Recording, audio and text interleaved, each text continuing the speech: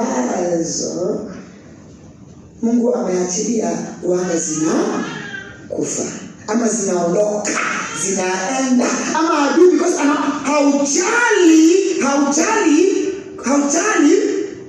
anazichukua aenda katia mtu ambaye zitamfaa na zako.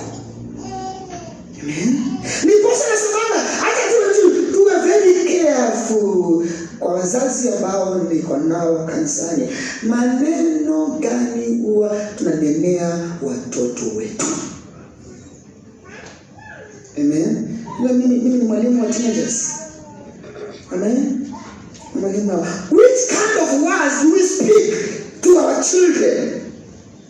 Je, ni maneno mazuri ya kuwabariki, ya kuwainua, ya kuwasongesha mbele, au maneno ya kuwadunisha? Je, ile vitu ambavyo tunafanya ni za kuwajenga au kuwapisha chini? Je, kulia ni kama train.